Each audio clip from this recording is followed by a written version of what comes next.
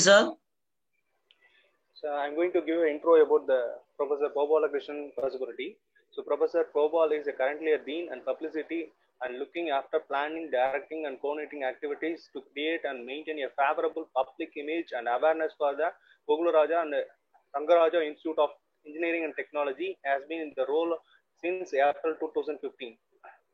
Planning, developing and implementing publicity categories to enhance the image of GRIET. Is an instrumental in researching, writing and distributing press release to the targeted media, preparation of data and submission to the various private and government ranking agencies, issuing advertisement for admissions, recruitment, other promotional activities of the organization. Professor Gopal is an instrumental in hearing the best talent possible for different roles in various departments by using job benchmarking with a valid pre-employment assessment by conducting structural interviews. He is serving as a member in various variety of institution committees in GRIET. Number of academic council, number of strategic planning development 2020-25, number of IQAC. He is a life member of he is a life member of ISTE, life member of Society of Digital Information and Wireless Communication, a life member of International Association of Engineers, a life member of ACM Computer Science Teacher Association, and a life member of Asian Society for the Computer Academics and Professional. Thank you, sir. Sir, shall I hand over the section to Gopalakrishnan, sir?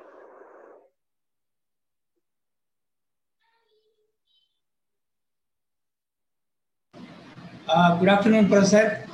Good afternoon, sir. Good afternoon, sir. You can start the afternoon session now, sir. Thank you very much. My sincere thanks to Professor Kaliappan, Professor and Head of the Department Mechanical Engineering at VIT. Thank you very much for this opportunity. A very good to all the participants present here. Thank you, Professor. Thank you, sir. Let me share my screen. Yes, sir.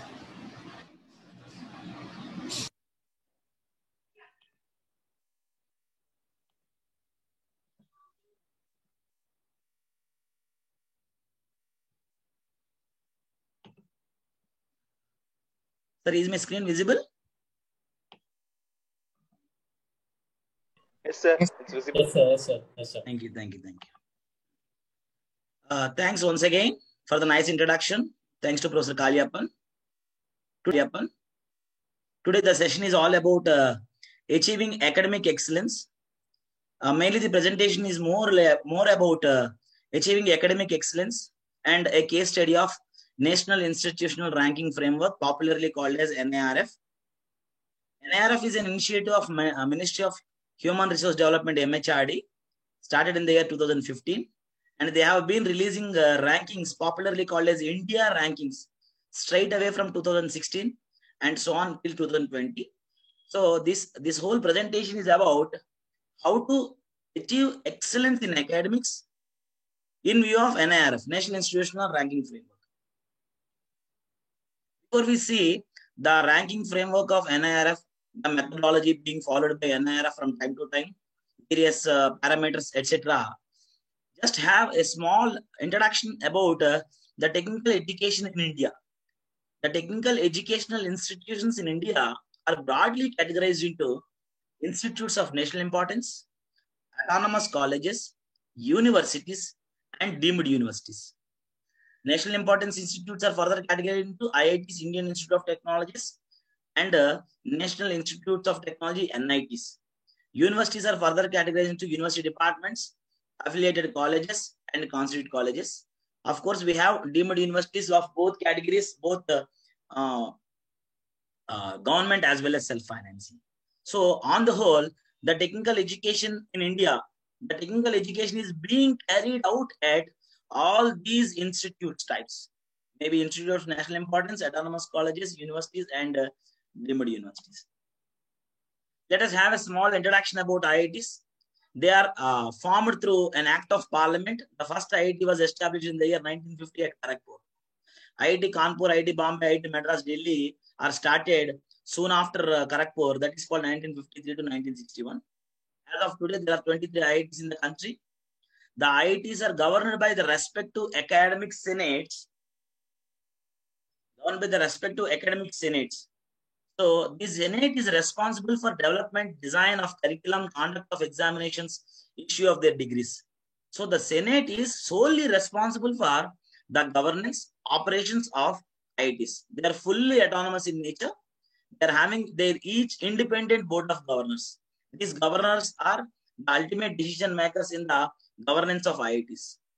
The next category is NITs, that is called National Institute of Technologies. They were started earlier. They were used to call earlier as Regional Engineering College, RECs, when the state government used to fund these RECs. They were started as a joint venture of Government of India and the respective state government.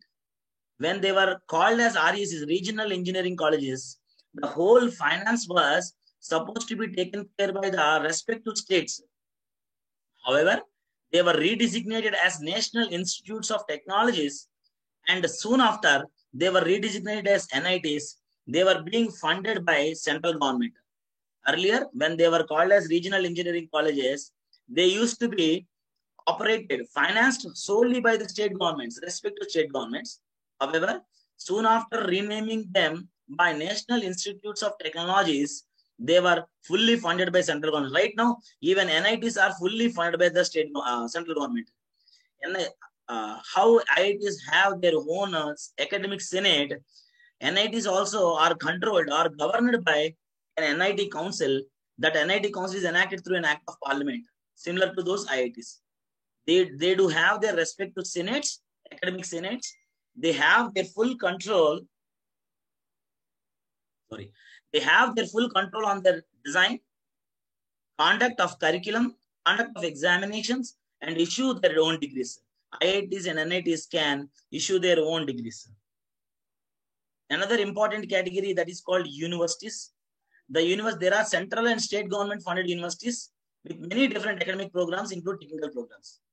So universities are again central government universities and state government. I'm talking about universities, not deemed universities or state private universities. I'm talking here about state government universities or central government universities. These universities are funded by the respective state governments. If it is central government, funded by the central government. Let us say Hyderabad Central University is the best example of a central government university, that is called Central University. The state government university. There are certain exclusive technical universities also. In Hyderabad, we have a university called Jawaharlal Nehru Technological Universities.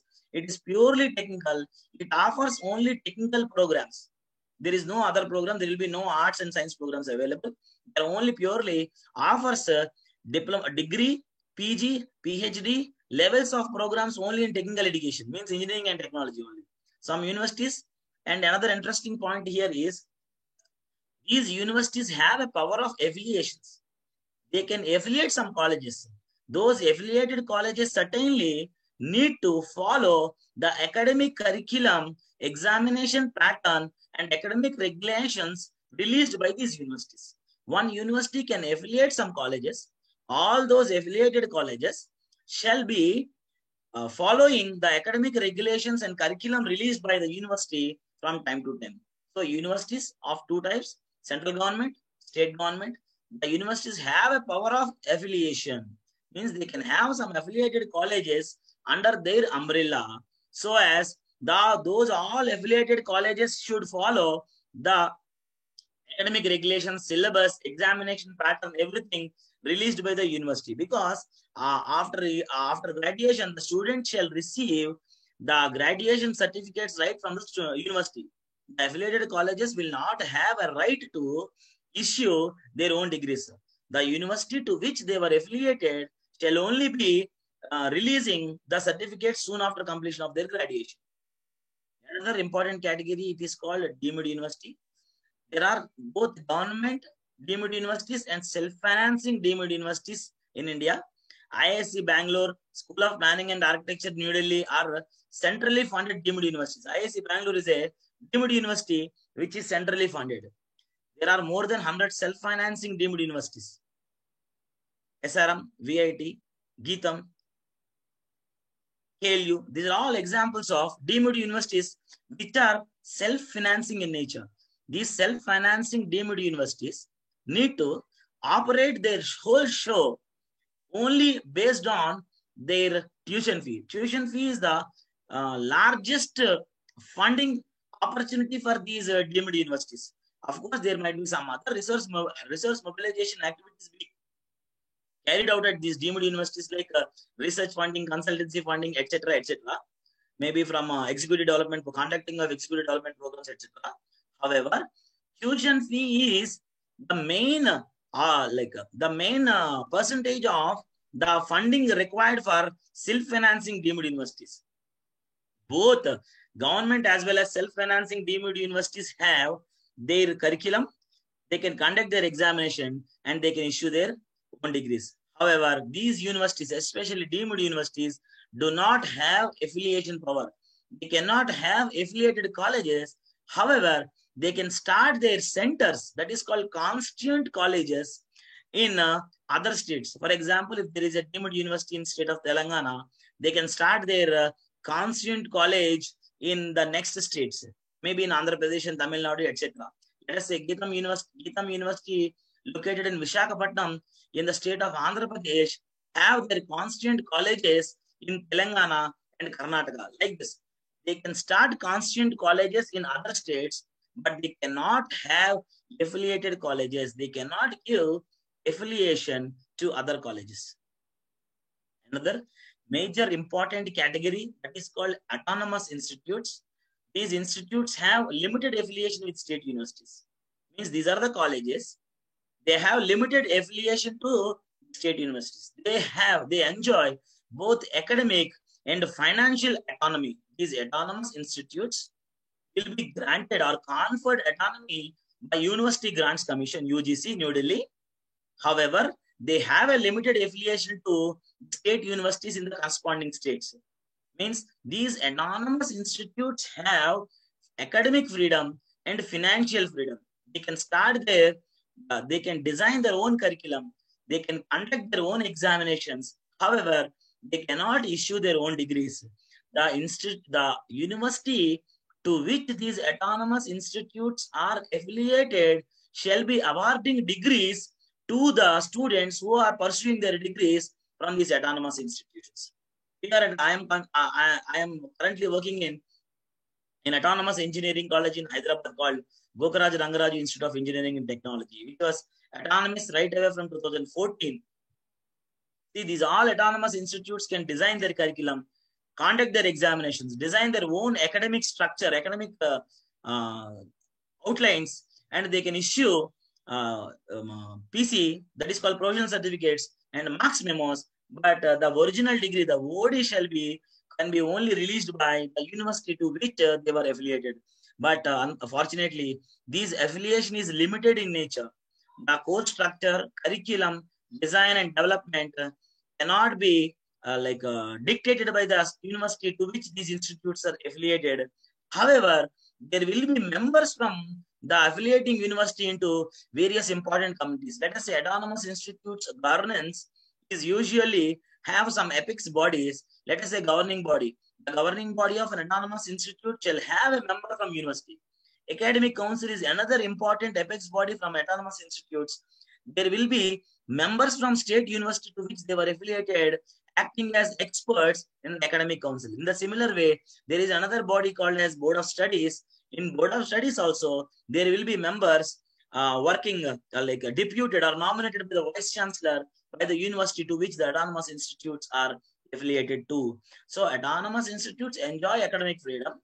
To have a clear-cut control, university shall appoint certain nominees into the committees to have a look and verification mechanism towards quality. Autonomous, it is the responsibility of autonomous institutions to improve the quality of technical educations in view of the autonomy available with them in terms of academics and finance. In that way, autonomous institutes should strive for high quality in technical education. Another large and major category in technical institutions is affiliated colleges. Give me a minute. Yeah, there are 212 government aided and 4,415 self-financed colleges offering engineering and technology in India. I have been just, these statistics are only about the colleges which are offering technical programs. Government institute here, the government aided colleges, again funded by either their respective states or central, but self-financing colleges, these are called affiliated colleges. They have full affiliation to a university.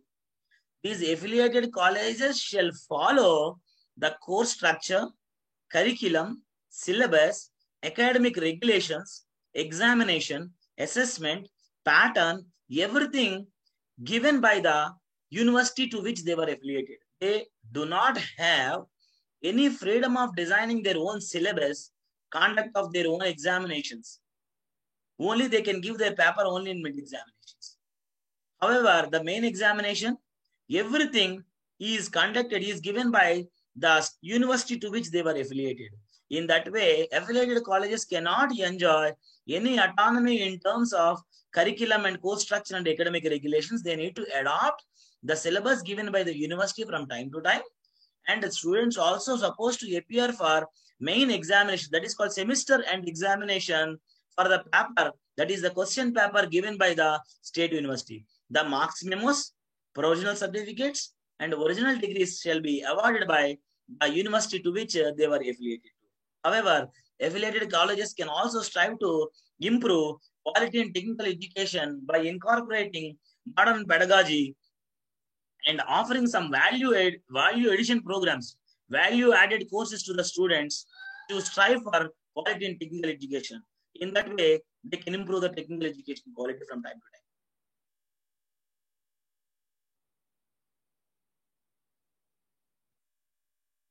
So that's all about technical education scenario in India.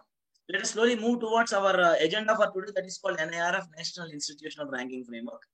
Before we see the NIRF ranking framework, let's have a small recap about what do you mean by accreditation and what do you mean by ranking, because most of the people will have a doubt in their mind.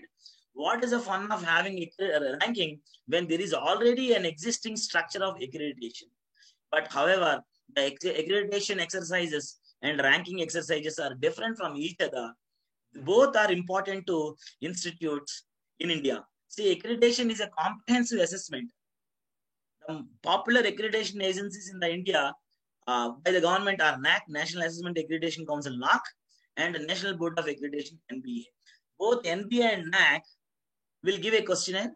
Depending upon the inputs given by the institute will be evaluated on a comprehensive scale, and they will be issuing accreditation period. Let us say NAAC gives 5 years, NBA shall give 3 years accreditation or 6 years accreditation. Here, ranking is a comprehensive assessment of the institution as per the facts available. It is not in comparison with any other college. So accreditation is a comprehensive assessment, whereas ranking is a relative assessment. The information provided by the institutes will be compared with other institutes in ranking, whereas in accreditation, the values given by the information, the data provided by the institutes are comprehensively assessed to evaluate the performance of an institute on a given scale. If all requirements are met, we can say the institutes are accredited. Otherwise, we can say institutes are not accredited. Here, there is no relative performance. These accreditation agencies will not compare the performance of the institutes across institutes. It's only an evaluation of an institute as per the application. So it is a comprehensive assessment.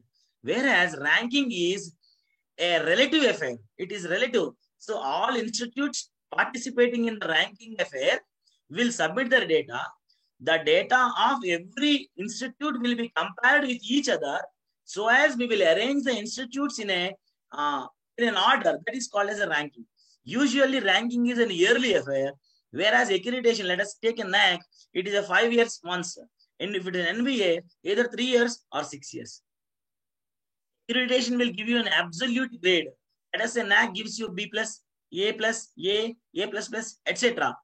Whereas ranking is a relative to the other institutions similarly placed. Let us take an example. NIRF will give rankings in engineering category, ranking 1, first rank, second rank, third rank, etc., etc. Depending upon the composite score obtained by the institutes, institutes will be placed according to the rank, whereas accreditation is only an absolute grade but not a relative grade. But what is the importance of ranking? Ranking is like an annual report card to the stakeholders and the nation.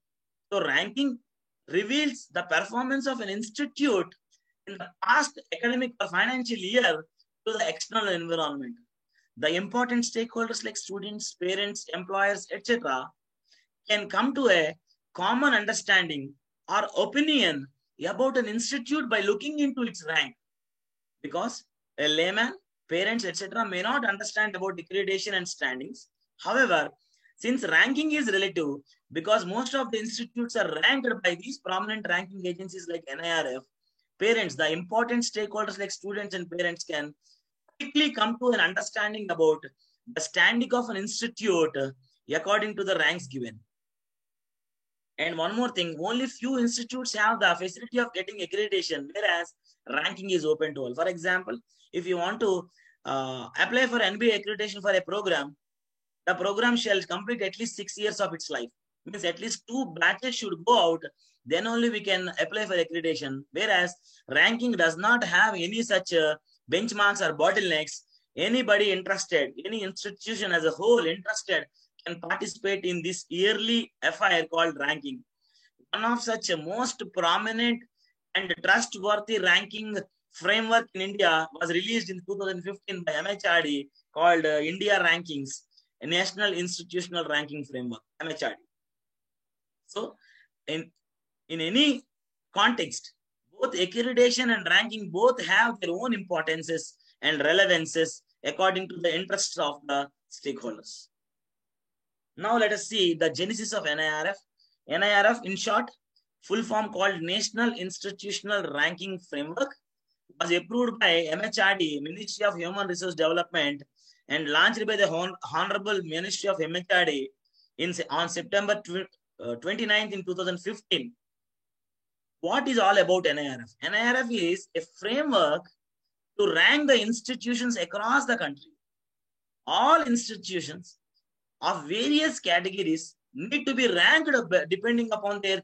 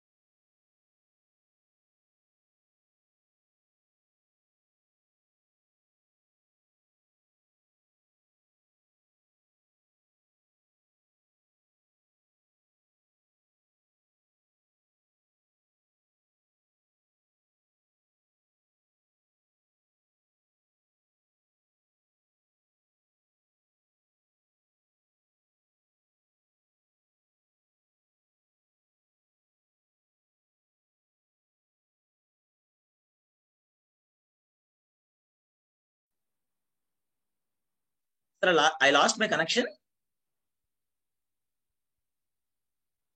Ariappan sir? Sir, it's audible now, sir. You can proceed. I lost my connection. So now it's audible. Yeah. Till now it is not audible. Yes, sir. Now it's audible. You can proceed, sir.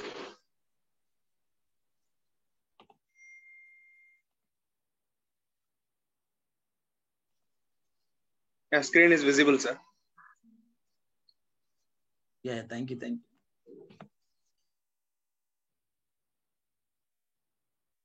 Sir, till now I am audible only, na? Sir, now you are audible, sir. You can proceed. No. My earlier deliberations also audible, na? Audible, yes, sir. sir. That also audible only, sir. No problem. Yeah. I think in between I lost my connection. Sorry for that. Yes, sir. No. For few minutes only it lost, sir. Yeah. Now it's okay, sir. Thank you. See, the accreditation and ranking we have come across.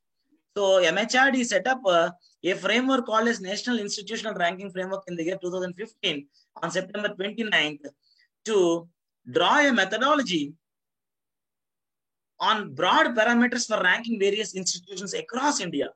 The core committee was given a responsibility of coming up with broad parameters which are universally acceptable for all the institutions, irrespective of their size and age. This core committee was successful and came up with a fantastic parameters and methodologies so as to rank or assess the performance of institutes across the India. That is called NIRF methodology. Before we see the methodology, see the increasing importance of NIRF. So the NIRF started issuing ranks right away from 2016, called India Rankings 2016. They started only with 4 categories. 2,000 plus institutes participated. 2017, 6 categories with 3,000 plus institutes. 2018, 9 categories with 3,954 institutes. 2019, 9 categories with 4,000, almost 5,000 institutes. In the year 2020, in the recently released rankings, they announced ranks in 10 different categories. The participation is almost nearly 7,000. So started at 2,500 and 7,000, 3 times. So the number of institutes showing interest in participating in NIRF is increasing year after year, and the number is enormous in engineering college category especially. So the 10 different categories in which the rankings are announced in NIRF 2020 were these: overall category, university, engineering, colleges category, standalone colleges, medical category, law colleges, management colleges, pharmacy colleges, architecture colleges, and dental colleges. So 10 different categories, the NIRF has released rankings. So institutes which are offering multiple disciplines can participate in different categories. That is the advantage in NIRF. For example, an institution with engineering and technology program and management program can participate in engineering category and management category, and they can also check their fate in overall category also. So institutes which are offering their program, different programs. For example, if there is a university offering medical programs, architecture program, pharmacy program, engineering program, law program, can participate in discipline specific categories as well as in overall category also. So that is the whole idea of NIRF in offering rankings in different categories. Overall is called overall methodology. Rest of all of them are called discipline specific categories. Let us have a small look at NIRF 2020 statistics. So the overall, there are 1,667 institutes participated in overall category. In university category, rankings are announced, but unfortunately, how many universities have been participated is not disclosed by NIRF as on date. That's why I wrote not published. In engineering category, there were 1,071 institutes are participated. In management, 630. Pharmacy, 334 colleges. In college category, 1,659 colleges. Medical category, 118. Law college category, 97 law colleges participated. Architecture, 66 colleges. Dental, 115 colleges. Dental is recently introduced in 2020 only. In 2019, there is no dental category actually. So this is the overall methodology of NIRF. NIRF works on 5 base parameters called as teaching learning resources, research and professional practice RPC, graduation outcomes called GO, outreach and inclusivity called OI, perception called as PR. These acronyms are very popular across India: TLR, RPC, GO, OI, and PR. 5 basic sub-parameters to which every institute shall be ranked. These every category, that is called every parameter, is evaluated for 100 marks, and the weightage of each marks, each parameter is like this. If you take an overall category, the TLR is for TLR, RPC, GO, OA, PR. Every parameter is for 100 marks. However, the weightage is 30, 30, 20, 10, 10. Means how do we calculate the composite score? Is very simple. The value, the score obtained in TLR for 100. Let us say if a college X got 50 marks in TLR, that 50 will be multiplied by 30, 50. If they get 100 marks in 100 out of 100 in RPC, that 100 is also multiplied by 0.3. That is called 30%. So the marks obtained in each parameter will be multiplied by the corresponding weightage, and they will be added to come to a composite score. Here, The marks for every category is common. However, the weightage shows the importance of the parameter. 30 TLR and RPC are of high importance in overall category. GO is 20%. Outreach and inclusivity and perception are 10% each. So in most of the categories, this 30, 30, 20, 10, 10 are common. So this is overall category. Now let us see the university category same. 30, 30, 20, 10, 10. You see engineering category same methodology, same parameters, same marks, same weightages. You see management category, same 30, 30, 20, 10, 10. You see pharmacy category, same, similar architecture. You see colleges category, there is a difference. Here, the TLR is for 40%, the graduate outcomes is for 25%, RPC is for 15%, and PR, outreach and inclusivity and perception for 10% each. There is a difference in colleges category. So the sub-parameters, the marks, everything are common, but the weightage matters. Because NIRF thought the colleges shall have more importance, more focus towards teaching learning resources. Hence, teaching learning has been given a lot of importance, and graduate outcomes also given 25%. Because the chances of conducting research in standalone colleges are limited, not vital. Hence, the weightage for RPC in colleges category has been drastically reduced to 15%. Another category is called architecture. Here also in architecture colleges also 40% for TLR, 20% for GO and RPC, 10% each for OA and PR. There is a difference in architecture category also. In medical category again 30, 30, 20, 10, 10. In dental colleges also similar 30, 30, 20, 10, 10.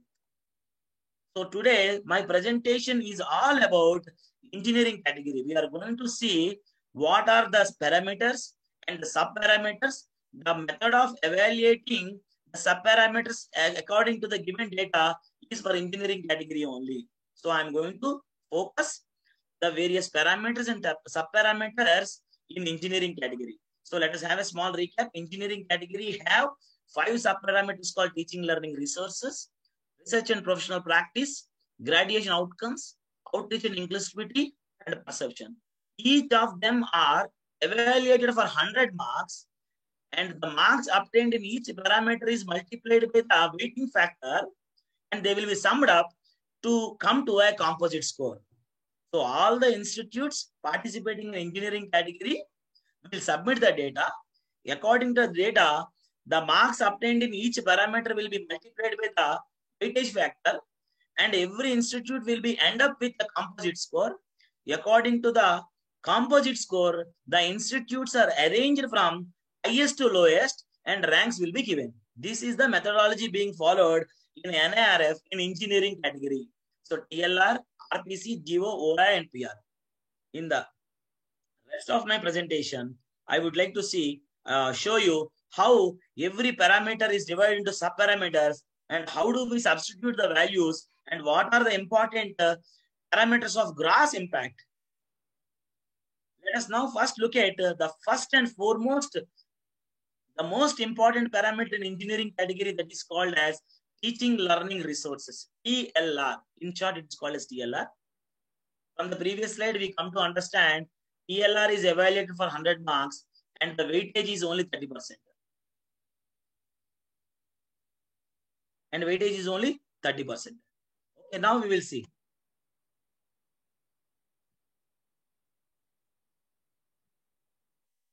So the ranking weightage is 0.3, that is called 30%.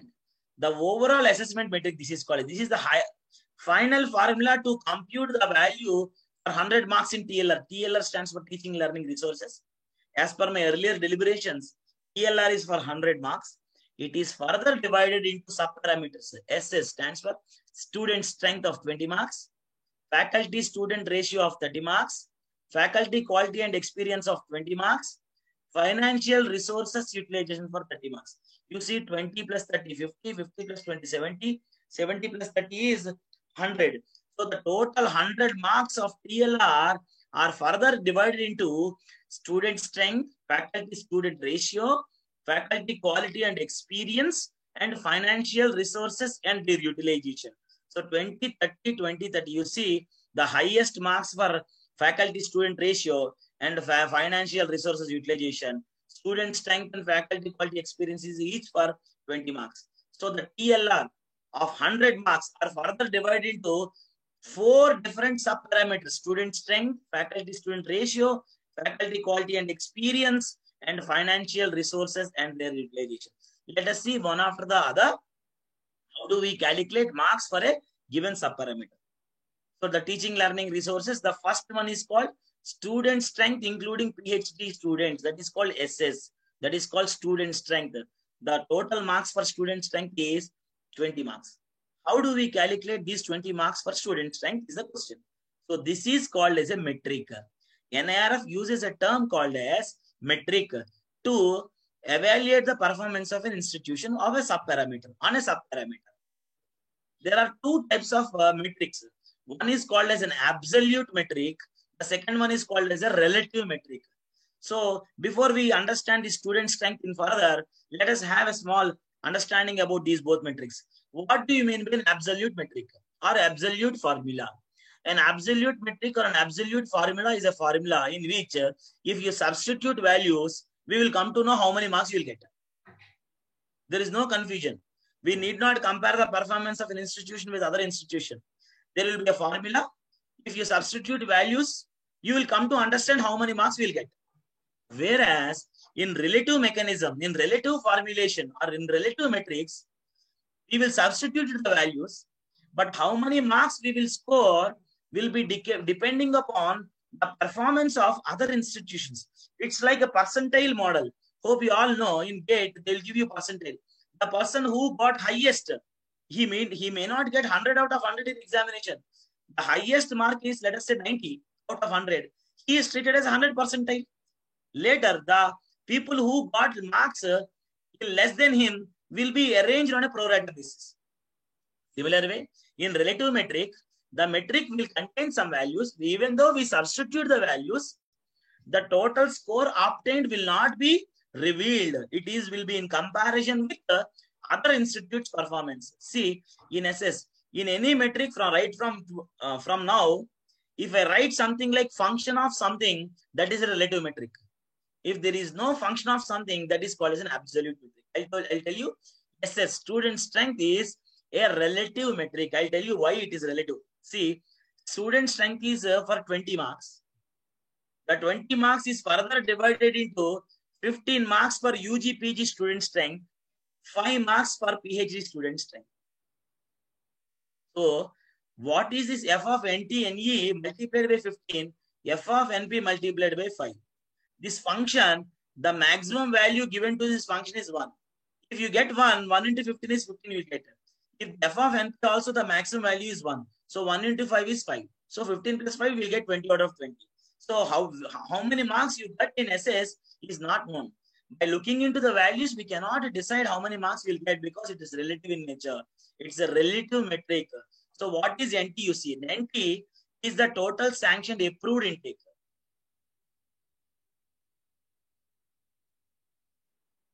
NT is sanctioned approved intake, means how many seats are sanctioned or approved by ACT. NE, the total number of students enrolled, means how many people have joined. So what is NP? Number of PhD students. So this NT and NE are number of seats available. NE is number of seats filled in UG and PG programs alone. Whereas NP is number of PhD programs. For example, in any college, if there is no PhD program being offered, then we will straight away lose these 5 marks. So this shows the importance of offering PhD programs from colleges, autonomous institutions or deemed universities or higher level institutions, anything, they must focus on offering PhD programs. If any college is not offering any PhD program, straight away we will use 5 marks.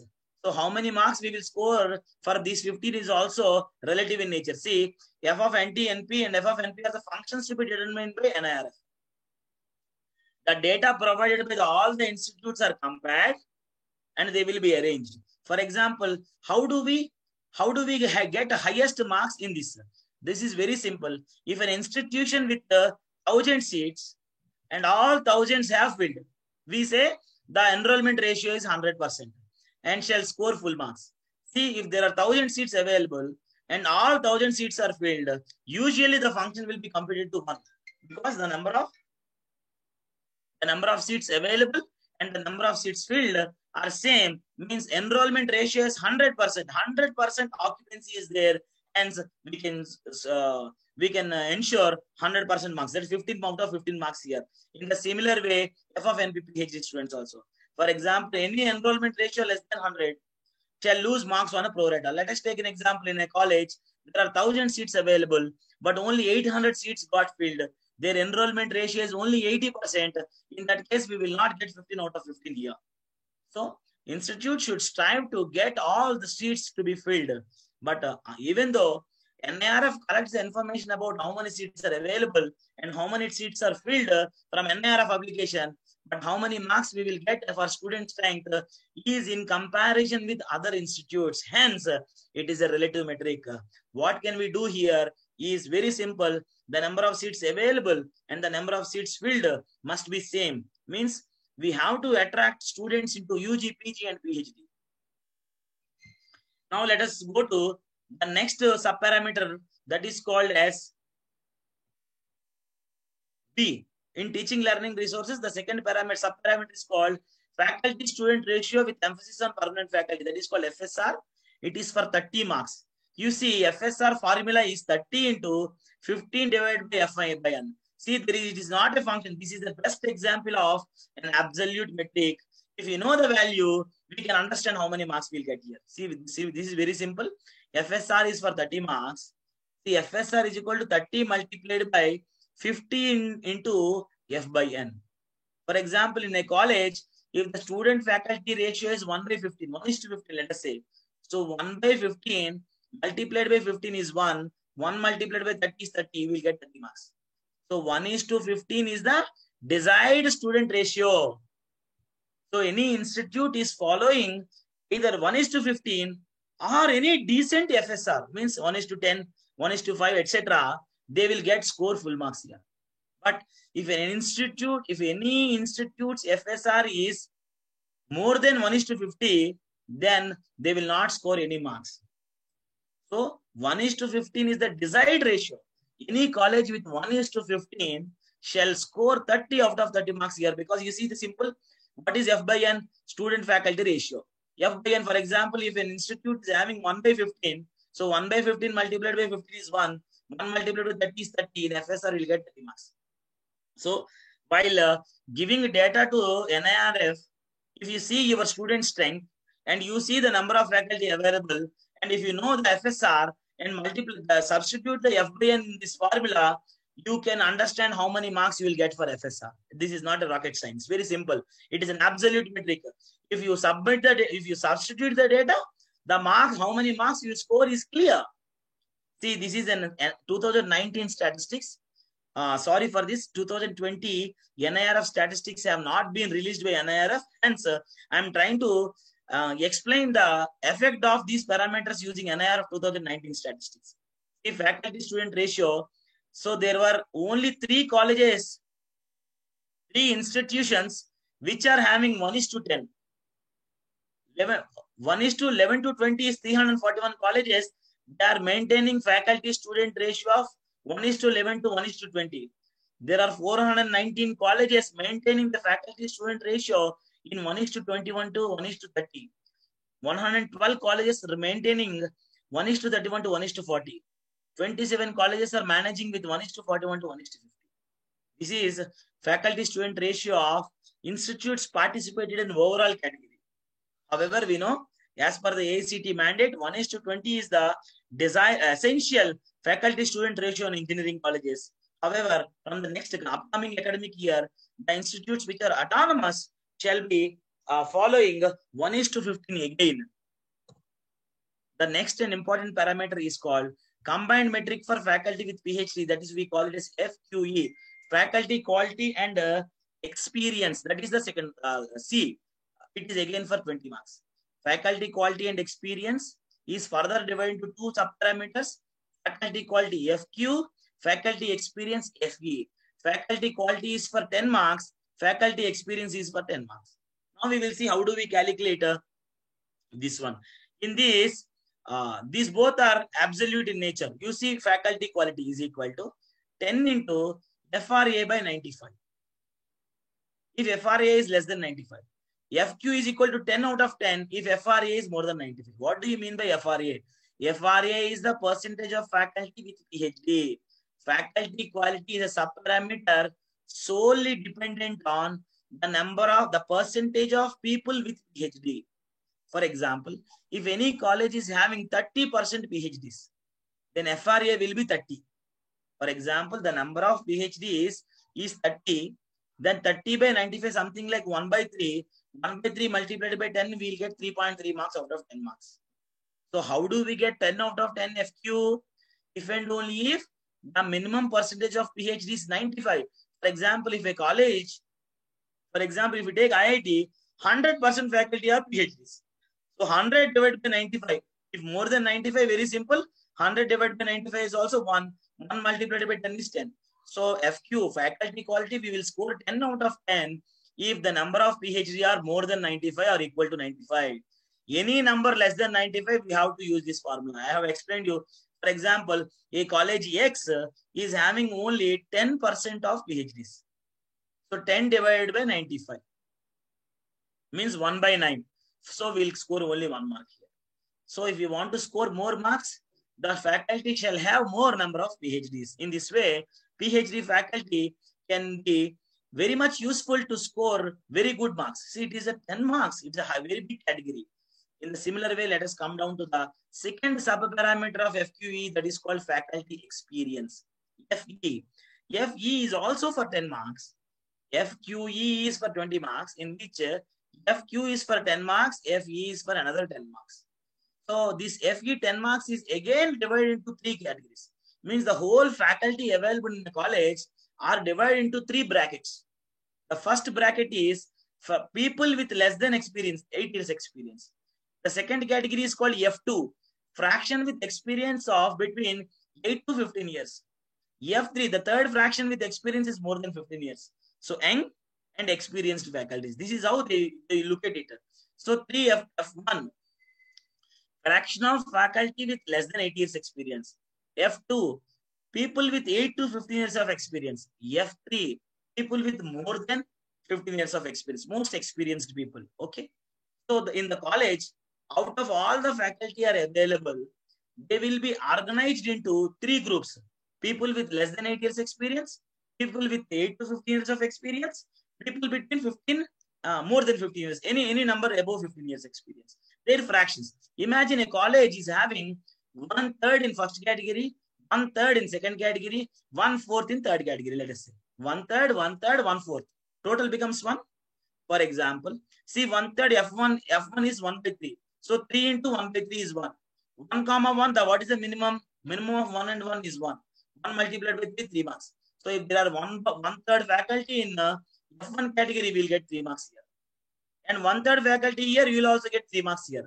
If there are 1/4 faculty here, so it becomes 3 into 1 by 4. That is called 0.75. The minimum of 0.75 and 1 is 0.75. 0.75 multiplied by 4 is 3. So we get 3 marks here, 3 marks here, here also 3 marks. We will get only 9 marks here. So this is how the 10 marks for faculty experience are calculated. Very simple. For example, imagine in a college, everybody is more than 15 years of experience.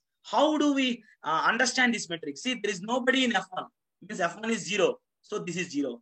F2 is 0 because there is nobody with 8 to 15 years of experience. This is also 0. Everybody is with highest experience, more than 15 years. So F3 becomes 1. So 3 into 1 is 3. What is the minimum of 3 and 1? 1. 1 multiplied by 4 is 4 marks. So if the whole college is with more than 15 years of experience, still we will score only 4 marks. So every institute shall have equal mixture. Then only we can score highest marks here. 3 marks for youngers, 3 marks for moderately experienced, 4 marks for experienced faculty. As per NIRF 2019 statistics of faculty quality and experience, see 67 people are without PhDs, 33% are with PhDs. in across colleges. There are 904 colleges participated in NIRF engineering category, out of which if you take the statistics of all the institutes, there are only 33% PhDs, 67% are not PhDs. So we may think from this previous diagram, if there are no 95% PhDs, we may lose marks. Don't worry, institutes are only boasting 33%. So if an institute is having more than 33%, because 33% is the average, so we'll get usually a better mark. In the similar way, take experience also. 46% are with less than or 80, young, fresh, young faculty are more. 29% is the moderately experienced. 25% is the mostly experienced faculty. So if an institute worried about the faculty experience, look at the statistics. Usually 50% of the faculty in across all colleges participating in NIRF shall have young faculty only. That is with faculty with less than 8 years experience only. So by looking into the statistics, we can understand while anybody is filling their NIRF application, can have a common understanding about our standing. It is as per 2019, 2020 statistics have not been released. And the last sub-parameter of teaching learning resources, that was TLR.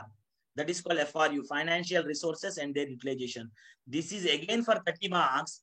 These 30 marks are further divided into 7.5 for annual expenditure, annual capital expenditure, 22.5 marks for operational expenditure. The total expenditure incurred by an institute in a given financial year are usually divided into annual capital expenditures and annual operational expenditures. Capital expenditure is for 7.5 marks. On operational expenditure is for 22.5 marks, and it is again a relative formula, F of something. Okay, so what comes under capital expenditure? Library, new equipment, workshops, and other expenditure. Operational expenditure includes salaries, maintenance of academic infrastructure, seminars, and workshops.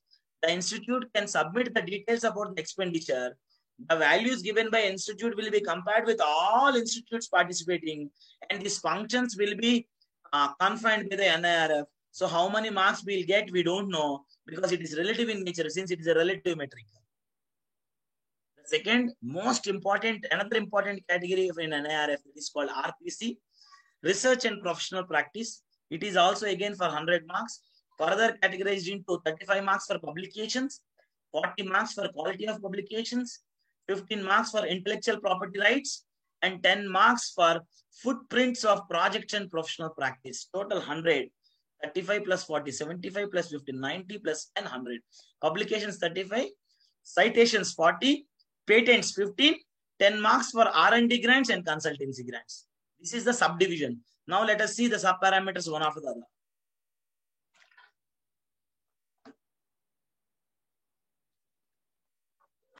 Excuse me.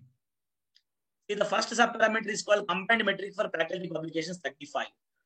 So PU is the formula is 35 multiplied by F of P by FRQ. See, it is F again. Means it is again a relative metric. How many marks we score depending upon the performance of other institutes. So what is P? P is nothing but total publications of the institute. FRQ is the faculty required as per 1:50. So P is total number of publications. FRQ is the total number of faculty. So this F of the function of P by FRQ is nothing but publications per head.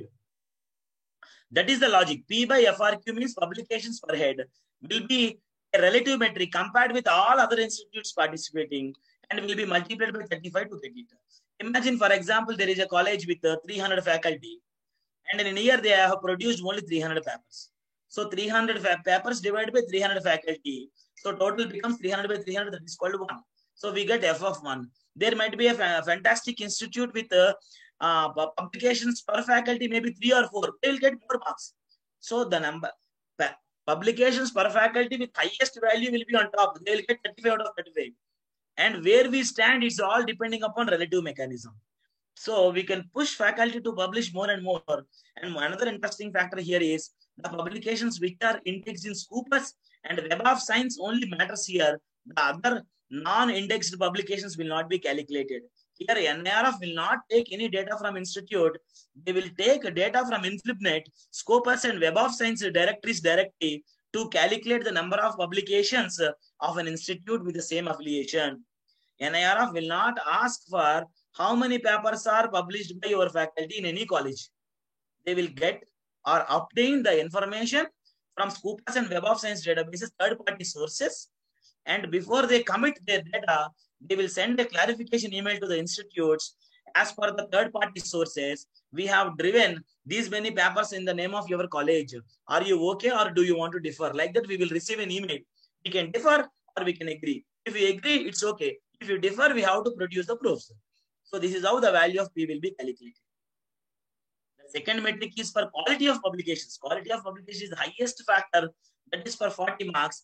QP, quality of publication, is further divided into 20 marks for citations per faculty, citations per head, 20 marks for citations per paper. So the formula, a tricky formula, it is again relative in nature. See, 20 multiplied by function of CC by FRQ. What is CC? Total citation count. In the previous example, I told you, an institution have pushed 300 publications into Scopus and Web of Science. Let us say, how many number of citations for all 300? The total citation count of all publications divided by the faculty. This gives you citations per head. Means if there is one fantastic faculty have hundreds of citations, it's not enough. Everybody's paper needs to be cited. So how to attract more citations? Just by publishing quality work. There is no other alternative for other than publishing quality work. By publishing quality work only, one can attract citations because there is no other way. The next 20 marks is for F of top 25 P by P. What is top 25 P? Is the number of citations in top 25 percentile of publications.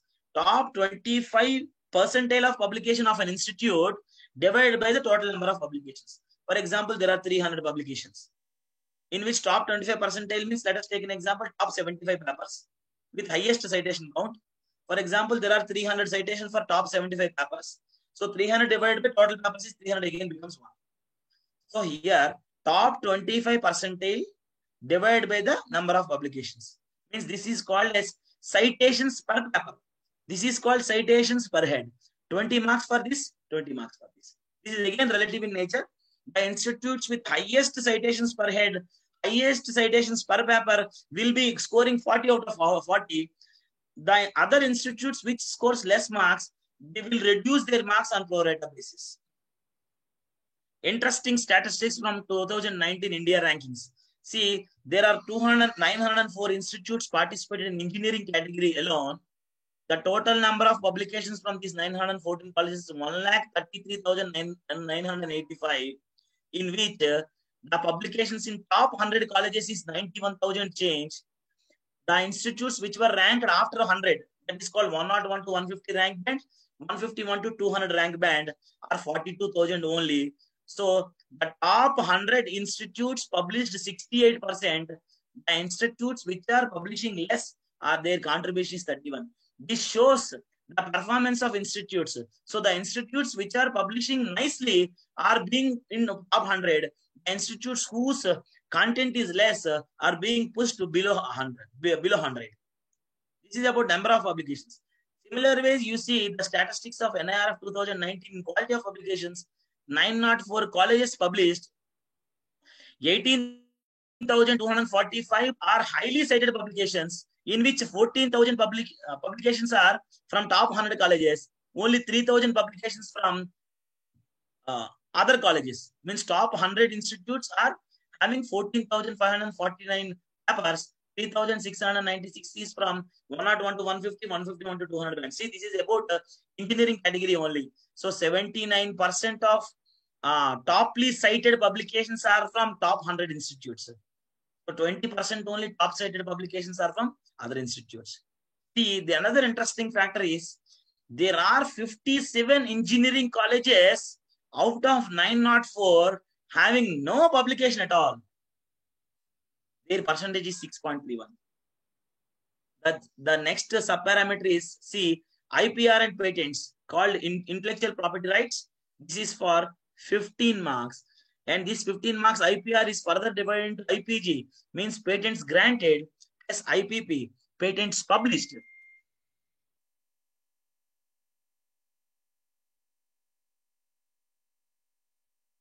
Sorry. So 10 marks is for patents granted, 5 marks are for patents published. So this is how they were divided actually. So if you grant patents, then number of marks will be high. For published patents, the number of marks are less. Here again, they are a function of patents granted, function of patents published. The institute with highest patents granted will get 10 out of 10. Any institute got less than them, their marks will be reduced accordingly on a pro rata basis. So, patents granted and patents published. 10 marks for patents granted, 5 marks for patents published. The next one is called footprint of projects and professional practice. That is called FPPP. This is again for 10 marks. The 10 marks are further divided into 7.5 for research funding, 2.5 for consultancy funding. FPPP is further divided into FPR, means funds, funding projects of research nature, funding projects of consultancy nature, maybe academic consultancy, industrial consultancy, maybe by government agencies or maybe a private agencies, does not matter. This is the amount earned in consultancy grants, amount earned through research grants. So 7.5 for R&D grants, 2.5 for consultancy grants. Again, this is a function. The institute with the highest R&D grants will get 7.5 out of 7.5. Any other institute with less than that, their marks will be reduced on pro rata basis. So see 2017, 18, 19, median of research funds. See, these are the medians. In 2017, the median is 3,69,333. You know median? All institutes gives the total funding under the head research and consultancy is sum total. For example, IIT Kharagpur being number 1, they have given 10 crores as their research and consultancy projects. There may be a small affiliated college, they may give you a 10,000 rupees as their research and consultancy fund. If you arrange the research and consultancy funds in a descending order of precedence, the value which falls in center is called median.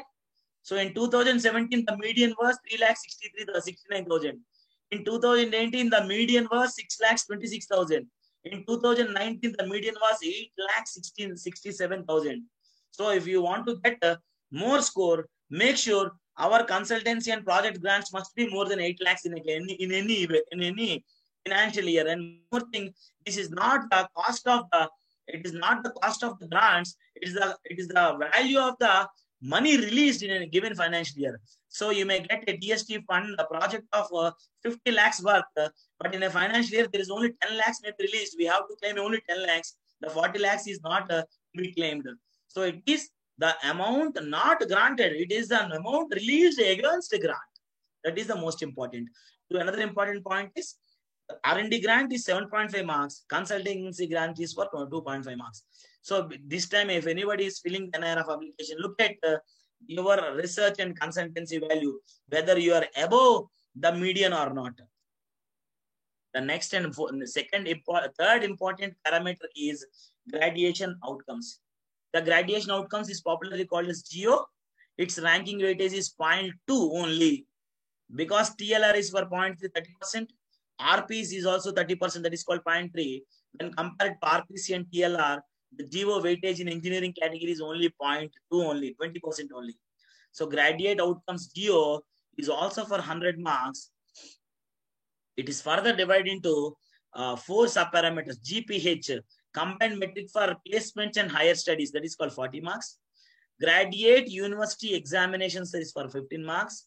Graduate median salary is for 25 marks.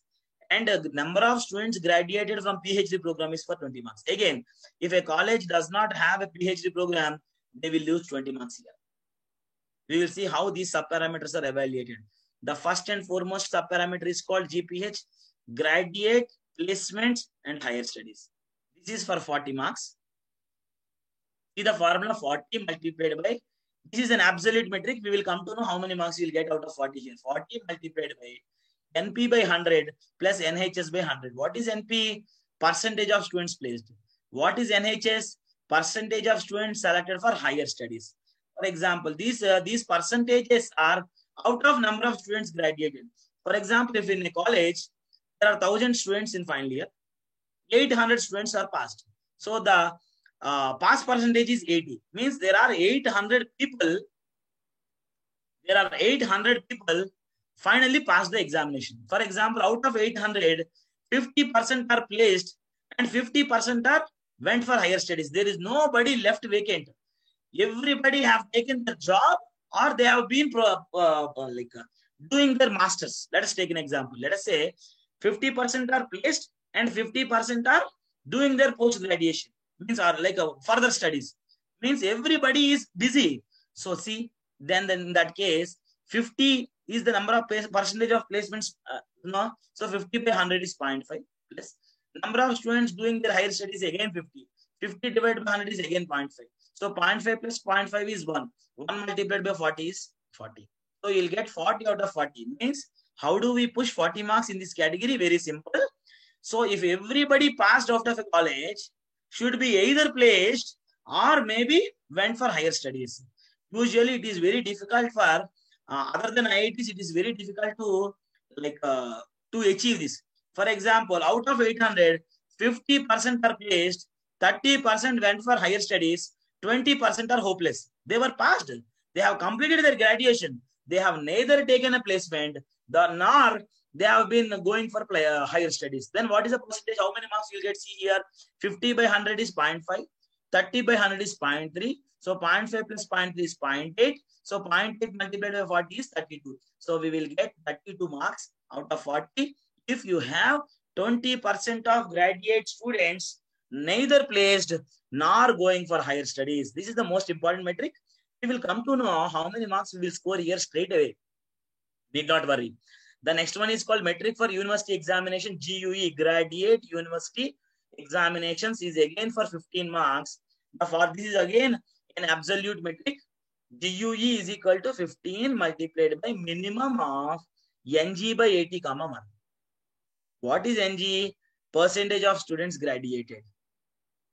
So NG, for example, if any college is having 100% students graduated, so 100 by 80, something like 1.2. 1.2, 1. What is the minimum? 1. 1 multiplied by 15 is 15. So if your pass percentage, university graduation percentage is 80 or better, you will get 15 out of 15 here. So as long as pass percentage is 80 or decent, you will get full marks. That is the GUE. It is also an absolute metric. You will come to know how many marks you will score out of 15 in NIRF. Very simple. You find out your pass percentage. If your pass percentage is 80% or decent, then you will be scoring 15 out of 15 here. The next one is called median salary, another important parameter for 25 marks. GMS is equal to graduate median salary.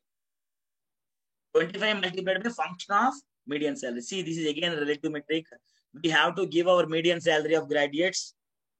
The median salary given by an institute will be compared with the median salary of other institutes, and they will be coming to a common understanding. If you are doing great, you will get 20 out of 25. For example, if our median salary is the highest in engineering category, we will get 25 out of 25. If any other college is having highest median salary, our marks will be reduced. So all median salaries of all participating institutes will be arranged in an order, and they will bring a curve fitting function. That function will be multiplied with 25. So as how many marks we will be getting will be decided. The next and the last metric from graduation outcomes is called GPHD for 20 marks for number of PhD students graduated. If any college does not have a PhD program, then they will lose 20 marks here straight away. Most disadvantage for autonomous and affiliated colleges, because these colleges shall not have any PhD programs running most of the times. So 20 multiplied by function of number of PhD students. So this again number of PhD students graduated will be multiplied by 20. It's a function. Which institute produces more PhDs usually will be more benefited. Other institutes will be on pro rata basis. So these are the 4 important subparameters in graduate outcomes. The next parameter is outreach and inclusivity. It is also for 100 marks, but its rating is 0.1. Outreach and inclusivity is 0.1 across all the categories. You name any category, overall, engineering, management, pharmacy, dental, medicine, any category you take, the outreach and inclusivity is always 0.1. Of course, outreach and inclusivity is also for 100 marks, divided into 30 marks for region diversity, 30 marks for women diversity, 20 marks for economically and socially challenged students, 20 marks for physically challenged students facilities, 30, 30, 20, 20. Now we will see how one after the other. Percentage of students from other states and countries. This is called region diversity. RD stands for region diversity, 30 marks. RD, this 30 marks is further divided into 25 marks for state diversity. Means how many students are admitting from different states, and 5 marks for students of other nations, means outside country. So 30 marks are further divided for 25 marks for state diversity, 5 marks for nationality diversity. For example, in any college, if there are 1/3 students from other states, so 25 multiplied by 1/3, we will get 8 marks here. For example, if there is 1/3, for example, there are 1/10 students from other nations, so 5 multiplied by 1/10, we will get 0.2 here. So 0.2 here. Here something like 8 marks. 8 plus 0.2, 8.2 only we will score out of 30. But due to variety of reasons, scoring 30 out of 30 is impossible because fraction of total students enrolled from other states cannot be 1. You cannot expect every student comes from other states. But as big the number is, those many marks will get it. That is the region diversity. The next one is called women diversity. Is again for 30 marks, in which 15 marks for students diversity. Women students, that is girl students, 15 marks for women faculty. See, women diversity is in total for 30 marks, further divided into 15 marks for women students, 15 marks for women faculty. See the formula, 15 into NWS by 50. What is NWS? Percentage of women students. What is NWF? Percentage of women faculty. So to score 30 out of 30 here, we must have this NWS by 50 to be 1. How to make NWS by 50 to be 1? By making NWS to be 50. Means if there are 50% girls in the college, we will get 15 marks out of 15. If there are 20% faculty women, we will get 15 marks of 15. Imagine, let us take an example. There are only 10% girl students. So 10 by 50 means 1 by 5. We will get only 3 marks. If there are only 10% faculty with 10% faculty with women, so we'll get 10 by 20 means 0.5. 0.5 multiplied by 15, 0.75. So here we'll get something 5 marks here, and here something got 7 marks. 12 marks, we will end up with 12 marks. So any college with 50% girl students, 20% women faculty shall score full marks in women diversity. The next one is called ESCS, stands for economically and socially challenged students. This is for 20 marks. The formula is 20 multiplied by a function of NESC. So for 20 marks, it is again a relative formula. What is NESC? Percentage of UG students being provided full tuition fee reimbursement with the institute. Means how many institutionalized scholarships are available.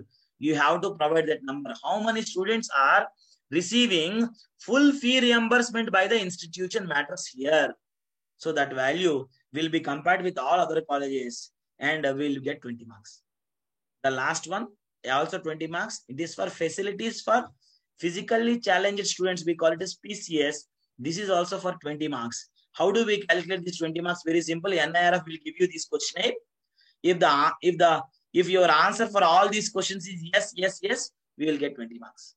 Means what are the facilities available in the institute for physically challenged students? That is called Divyangjans. See, the first question is that do your institution building have lamps or lifts? Yes. Do your institution have provision for walking aids including wheelchairs? Yes. Do your institution having building specially challenged toilets for handicapped students? Yes. If the answer is yes for all these 3 questions, we will get 20 out of 20 marks here.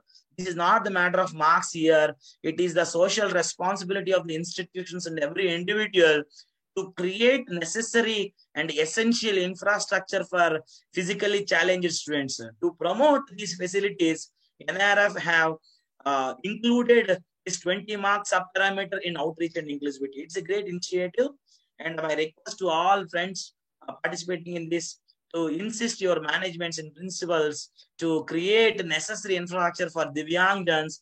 It is my sincere appeal to everybody here. The last one, that is called perception, is also again for 100 marks. Its ranking weightage is 0.1. Overall assessment metric, we call it as PR, that is for 100 marks.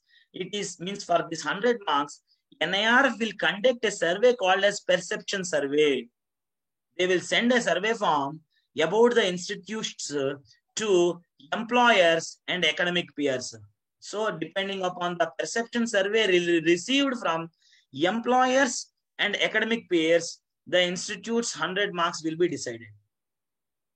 This is to be done through a survey conducted over a large category of employers, professionals from reputed organizations, and a large category of academicians to ascertain the preference for graduates of different institutions.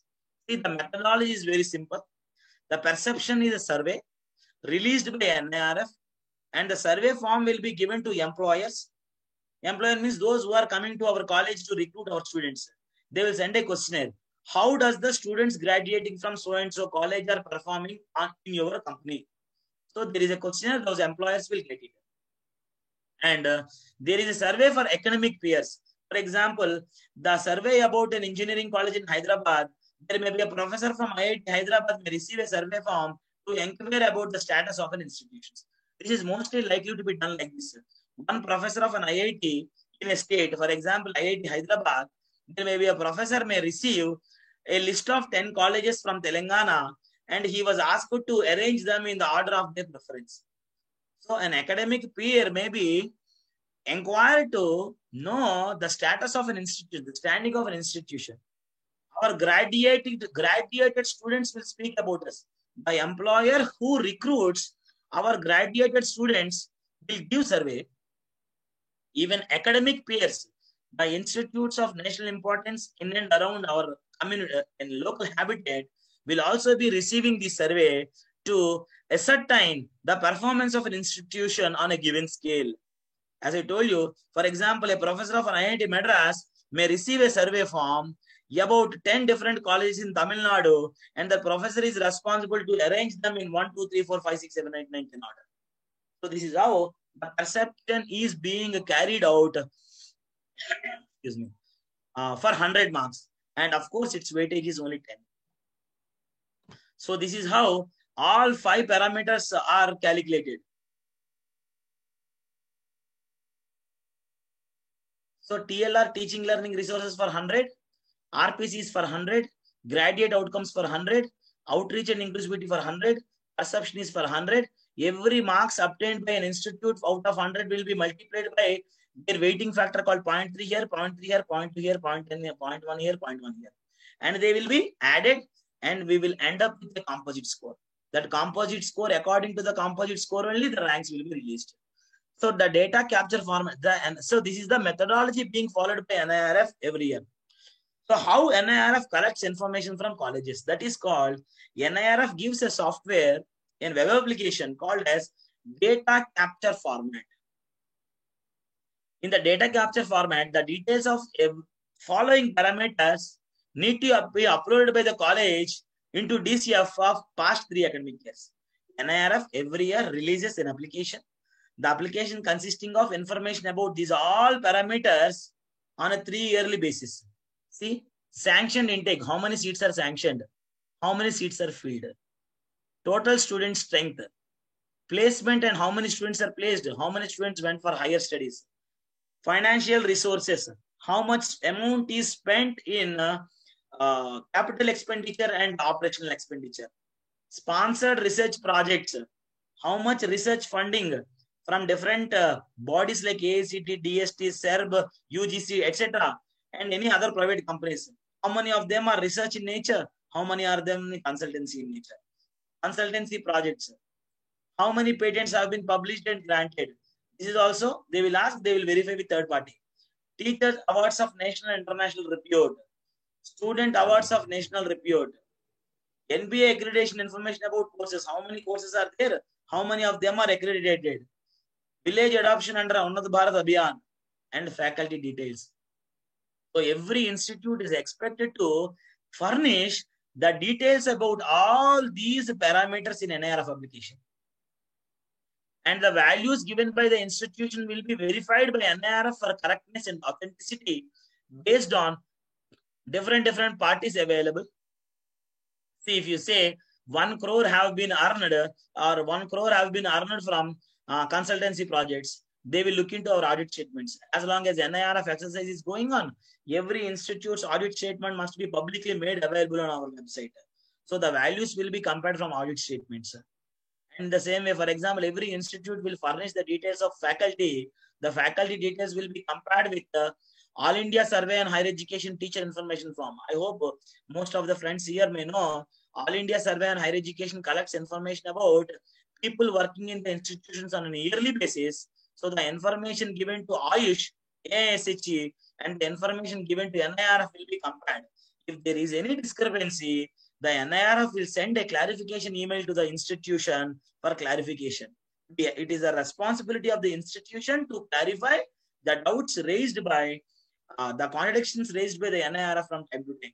If you fail to clarify, the NIRF will go ahead with the assessment of the data available with them. So it is a responsibility of institutions to give clarifications to the NIRF when an email is received.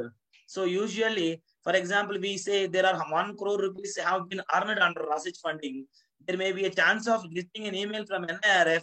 What is the name of the project? What is the name of the granting agency? How much amount have been received in the given financial year? A table may be asked for. So we have to furnish the details to them.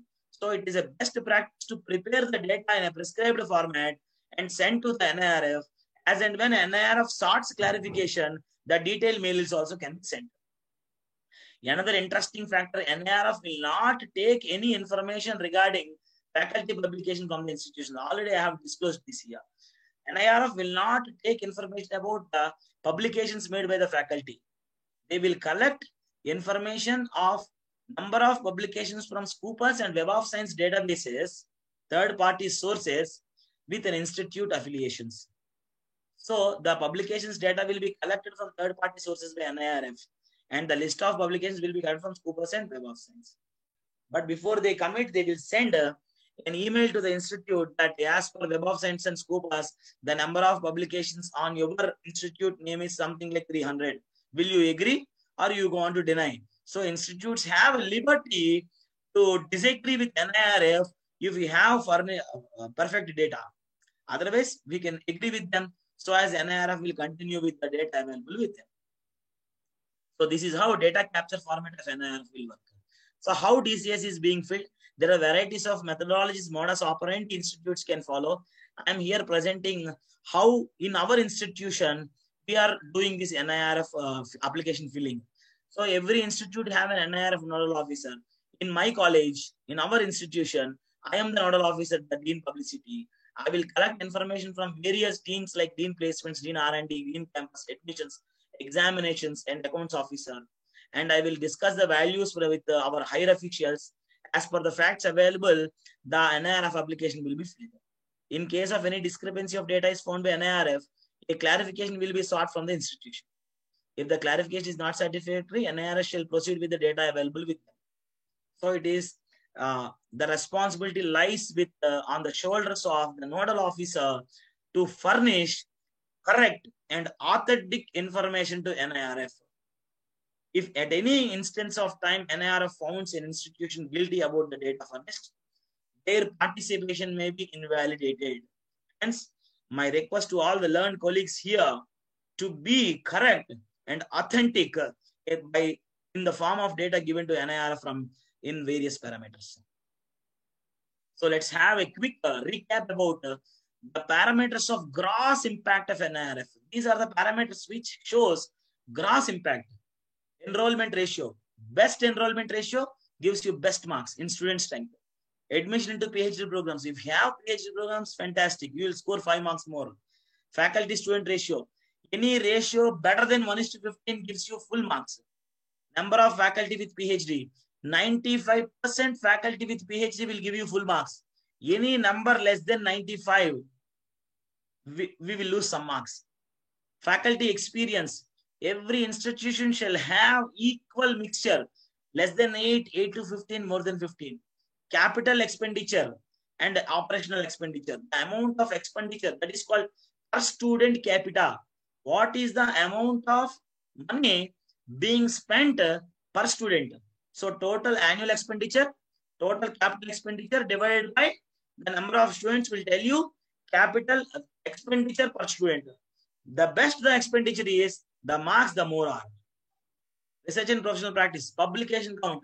More publications, more marks, no doubt about it.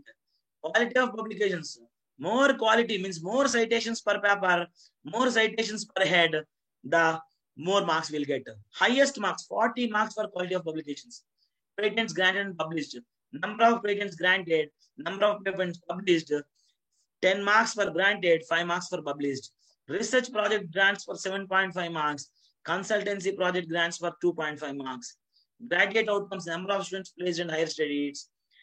Institute should work towards placing the students or push them to higher studies, because students, the graduation serves no purpose if and only if every student may be placed or may go forward to pursue their higher education.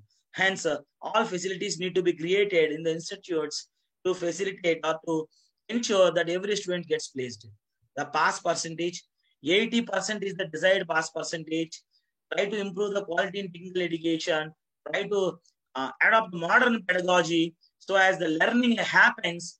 And when learning happens, students perform well in the examinations and that it results in a better pass percentage.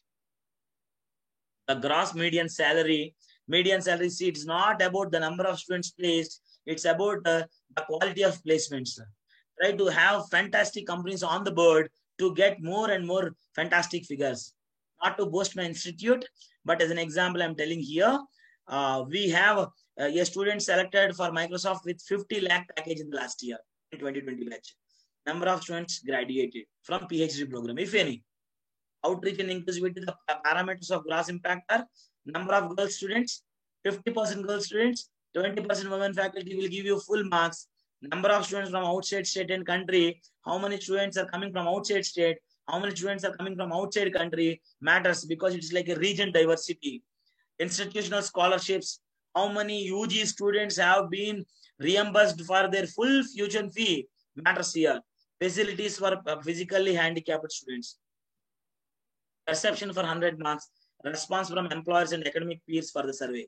So academic peers and employers should reply to the survey given by the NIRF. So NIRF usually takes the details about the employers from every institution. For example, if you say there are 100 companies visiting to our college, then the name of the company, the name of the point of contact of the person, the phone number of at his desk, and his email ID will be asked by the NIRF every year, and they will send the survey form to these employers.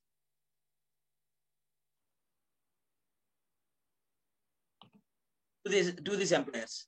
So to have a recap, I kept here TLR for 30%, RPC is for 20%, graduate outcomes is 20%, OA is 10%, perception is for 10%. So this is how NIRF methodology will work.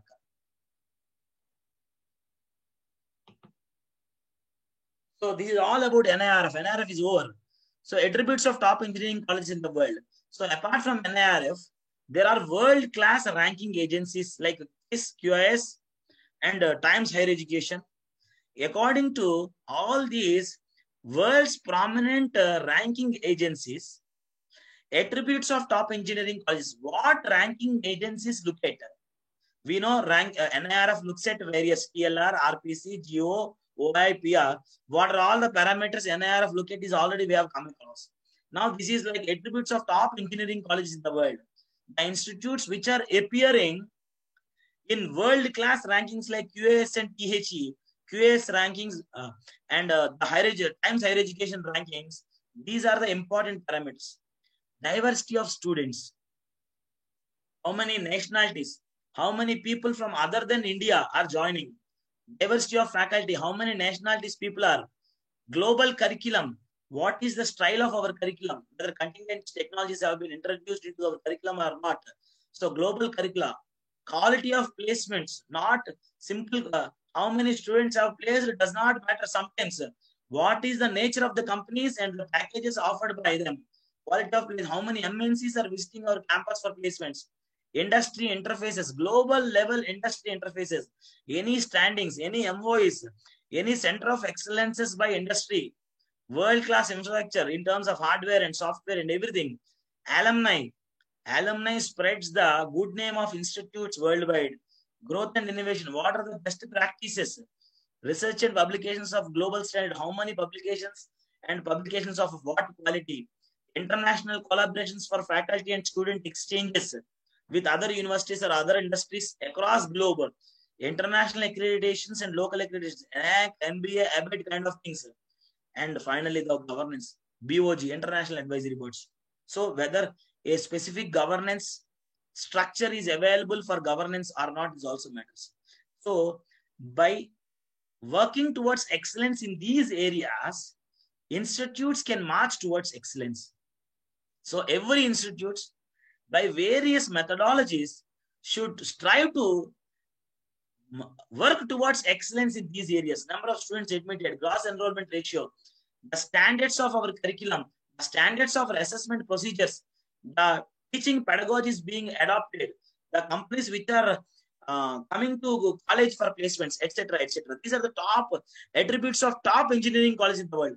The institutes which are doing fantastic in these areas will be undoubtedly called excellent colleges. How to achieve excellence? Okay, if these are the attributes of top engineering colleges in India, then how to achieve excellence? Excellence can be achieved only by striving towards quality. See, we have to have a key naked eye about all of them. Visionary leadership, great leaders should lead the institutes in terms of chancellors, vice chancellors, directors, and principals. So at every place, the leadership must be visionary, because we know institutes may not last for 10 to 15 years. The institutes will stand for hundreds of years together. So the leader should have a long-term vision.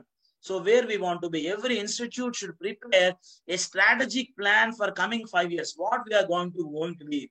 An autonomous institution shall have a plan of strategy for coming 5 years. Yes, I want to be a state private university. I want to be a deemed university. I want to establish some labs. I want to spend some amount in these. So some strategic plan in spirit and action must be made available for at least 5 years. 5 to 10 years is fantastic. Process management. In institute, every process should be properly managed by with the help of management information system, MIS. Does not matter. Every activity must have a specific process flow. Even giving a study certificate to a student, there must be a well-established regulations and procedures must be in place. So if we have every process have certain workflow, certainly it leads to excellence. Students, stakeholders, and market focus. Look towards interest. Try to, in every aspect of operations, student and stakeholders' interest is the major concern, must be the major concern. There will be no other vested interests should be involved. Faculty and staff focus. Institute should work for faculty and staff welfare also. Organization as a whole, how it is performing. Focus on the future. So if you have fantastic procedures in these areas, certainly in every institution can march towards excellence. So what do you mean by strategic planning? Let's have a small discussion about each one of them. Strategic planning. So current state of the institution is called what are we? What we are exactly. Where do you want to go is our mission and vision. Why do you want to go? Is the purpose. That is called objective. How do we reach there? Is a plan. Strategic plan contains set of goals and strategies to achieve all of them. What are we? Where do we want to go? Why do we want to go? How to reach there? What is your vision? What is your mission? What is your present state? What are the challenges in front of the institution for coming 5 to 10 years? That is called as a strategic planning. Strategic planning does not deal with future decisions. Strategic planning does not mean what we are going to take decisions in future. It is about the decisions what we take today will work tomorrow or not. It deals with the futurity of present decisions. What we have to do today is to be ready for An Uncertain Tomorrow by Peter Drucker, a professor of social science and management. So strategic management it's not about what decisions you are going to take in future. It's about what is the acceptance or adaptability of the decisions what is being taken today, whether they will be good at coming future or not. That is about strategic plan. So have a clear vision and mission and prepare a plan. The strategic plan shall have goals. The goals must be further divided into strategies. To achieve every strategy, we must have an action plan. So plan divided into goals, goals divided into every goal divided into strategies. For every strategy, there must be a plan to achieve it. So plans to achieve two strategies, strategies to achieve goals, go all together. Goals will give you a plan. So plan versus goals versus strategies versus actions. So this is called strategic planning. Usually, generic performance measurement is about how institutes other than NIR, we know NIR of how it evaluates the institute's performance. It is like how other prominent ranking agencies will assess an institute's intellectual capital, infrastructure, growth and innovation, governance, finance management, perception, faculty, students. Every institute shall have a watch on all of them. The performance of an institute under all these categories must be continuously monitored for excellence. Intellectual capital, students, faculty, infrastructure, what is built, what is going to be built, what is to be developed for the future demands, infrastructure, growth. So every institute should closely monitor the performance of an institute in these parameters, in all these parameters, right from intellectual capital to student placement, from time to time. If there is a mechanism, you can change the strategy. For example, in student placement, there are no global companies coming and placing our students. So better detail a strategy to attract global companies. The placement, the training and placement shall come up with an idea to incorporate MNC companies into our onboard. So how do we know that we are not performing well? Unless until every institute will keep on verifying the performance of an institute under these heads on a continuous basis, continuous improvement cycle. We cannot assess the performance because at the end of the academic year, we cannot do anything. See, we have to understand. That's why various committees should be set up in the institutes like IQAC, Institutional Quality Assurance Cell, IDMC, Institutional Development and Monitoring Committee. These cells shall have a naked eye about the performance of the institute at various parameters, or we say various areas. In these areas, the performance of the institute must be calculated or assessed on a frequent basis to understand the standings. So let us see in each sub-criteria, what are the things to be taken care. Intellectual capital, student-faculty ratio, how many faculty are available for number of students. Number of applicants per students. This is called as demand ratio. How many seats you have and how many people are applying for a seat in your. For example, any autonomous college shall have 30% management seats. That is called category B seats. Means 1,000 intake college shall have 300 seats. Because 700 will be filled by the state level common interest. The other 300 seats, if college gives an advertisement, how many applications you will receive? More applications you receive means your college is very much popular for conducting these courses. That is called as a demand ratio. NAAC gives more marks for demand ratio. It is a criteria in NAAC for demand ratio. Number of applications per student. How many faculty with PhD?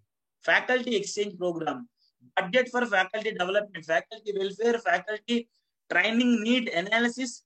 Every college should have a faculty development division where the training needs of every faculty must be assessed from time to time, and the trainings and certification programs must be arranged in order to fulfill the faculty requirements.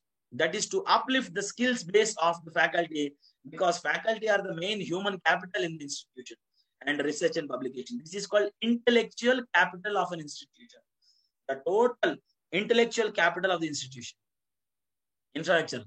How much built up area? How many square feet per students? What is the budget of library? How many e-databases, e-books, e-journals have? Network connectivity. investment in IT infrastructure, computers, laptops, printers, etc., routers, internet, everything. Student computer ratio, how many computers, how many students, what is student computer ratio? This is called infrastructure. Every 3 months or every 6 months, every institute shall have a benchmarking about these things. Year after year, every institute should record better results than previous year records. Otherwise, for example, built up area, a new college, build some space and conduct some programs. Next year, they must come up with some idea of expansion. So slowly, the square feet area available per student should increase. For example, if there is no scope for increasing the infrastructure buildings, then there is no fun in increasing the student strength. For example, if there is no scope to build any more buildings in a college, means we have exhausted. There is no more space. In that case, what is the fun of starting new programs? Because we cannot accommodate students in the existing infrastructure. So if you have and keep an academic in on these parameters, we will understand where there is an option to improve the intake or not. For example, if the existing infrastructure is only fulfills existing student intake, how do we increase the students? It's not possible. So infrastructure requirements must be compared from time to time. The next category is growth and innovation. Gross revenue and expenditure. How many seminars and conferences are organized? How many books are published by the faculty? Number of papers published and presented, and how many new courses. This is about growth. How the growth and innovations taken place in the college. The governance. What is the composition of the board? Board of governors means every college should have a governing body, academic council, study, board of studies, etc. How many learned people are available on the board of governors? What are the functions, roles, and responsibilities of the board? They must be a detailed roles and responsibilities of the bodies, and every individual must be clearly documented and published.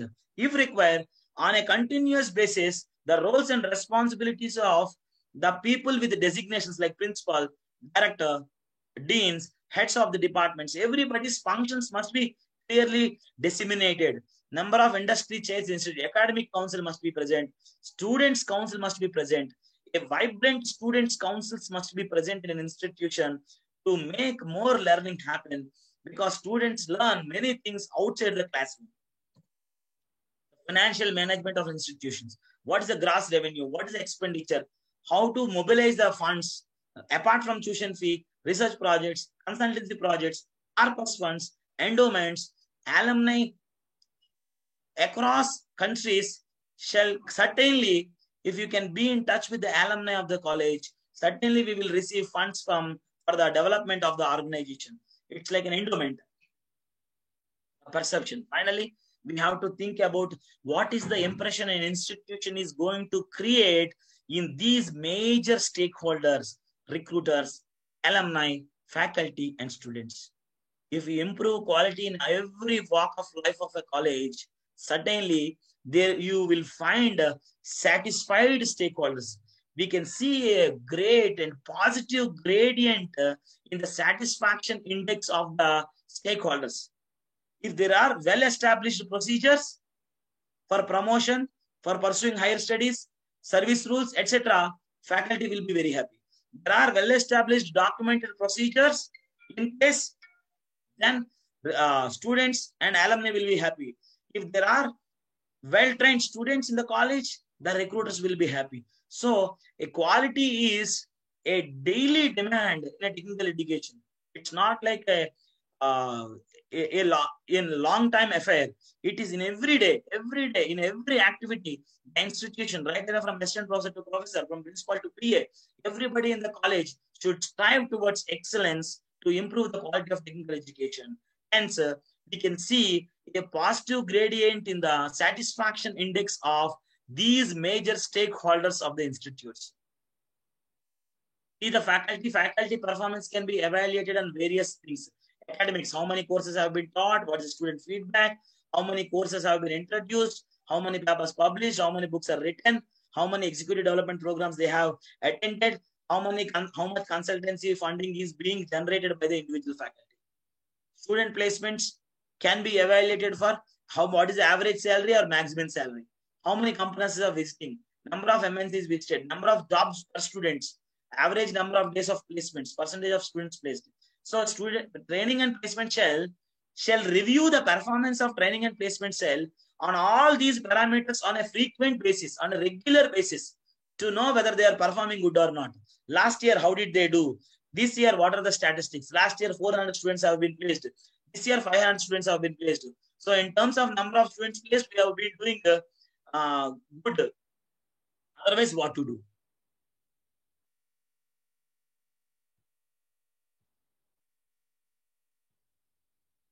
So this is the thought for that. Finally, the reasonable man adapts himself to the world. The unreasonable one persists in trying to adapt the world to himself. Therefore, the whole progress of the country depends on reasonable man. So the unreasonable man try to adapt the world to himself. So the whole progress lies with the unreasonable man. This great statement given by George Bernard Shaw. So I finished my presentation. Any questions? The floor is open for the questions.